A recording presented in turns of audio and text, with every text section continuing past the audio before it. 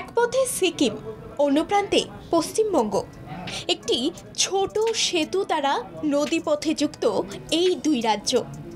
চারপাশে সবুজে ঘেরা পাইন বন আর উঁচু নিচু খাড়া পাহাড়। সেই পাহাড়ের বুক চিরে নেমে গেছে পাহাড়ি নদী। এই নদীর জল মাঝে মধ্যে ধাক্কা খাচ্ছে নদীর পাড়ে থাকা বড় বড় পাথরের চাইয়ে। পুরো পাহাড়গুলি মেঘে ঢাকা।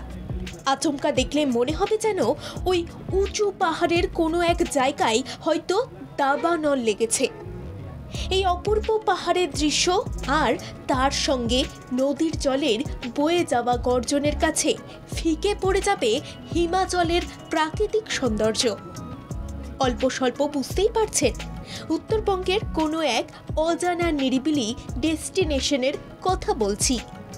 কিন্তু উত্তরবঙ্গের এমন কোন জায়গা এতটা সুন্দর যার তুলনা করা হয় হিমাচল প্রদেশের সঙ্গে? প্রাকৃতিক শোভার সব নির্যাসটুকু পেতে চাইলে পৌঁছে যেতে হবে পশ্চিমবঙ্গ ও সিকিম সীমানার একদম মাঝখানে অবস্থিত গ্রামে, যার নাম গোর্খে। গোর্খের মধ্যে দিয়ে প্রবাহিত নদী গোর্খে খোলা নামে পরিচিত। এই খোলা শব্দের অর্থ হলো নালা। স্থানীয়দের কথাই এই নদীর সঙ্গে নালার মিল পাওয়া যায়। আসলে এই গোর্খে খোলা নদী সবুজে মোড়ানো উঁচু পাহাড়ের অলিগলি পথ ধরে নেমে গেছে, যার পাশ দিয়ে গেলেই শোনা যায় এই নদীর প্রবাহের প্রবল গর্জন। নদীর কাছে গিয়ে কোনো এক পাথরের উপর বসে পাহাড়ি শীতল জলে পা ডুবিয়ে রাখা। এই স্বর্গসুখ একমাত্র পাওয়া যাবে এই গোর্খে আসলে। এই পাহাড়ি জনপদে খুব কম সংখ্যক জনবসতি রয়েছে।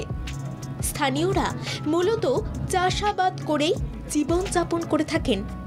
এই পাহাড়ি গ্রামে আসলে খুব কাছ থেকে উপলব্ধি করা যায় পাহাড়ি মানুষদের সাংস্কৃতিক, তাঁদের বেঁচে থাকার ধারা।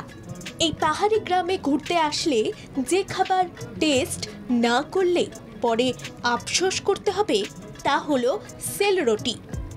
পেঁচানো আকারের জিলিপির মতো দেখতে এই খাবার।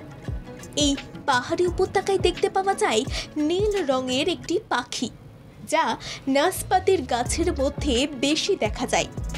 এই পাহাড়ি গন্তব্য পৌঁছতে গেলে ট্রেক করে যেতে হবে আপনাকে। সিকিমের ঋদ্ধি থেকে এই গ্রামে হেঁটে পৌঁছানো যায়। কম করে 8 কিলোমিটার পথ হেঁটে গেলে পৌঁছানো যায় এই পাহাড়ি গ্রামে। ব্যুরো রিপোর্ট, বাংলা জাগো।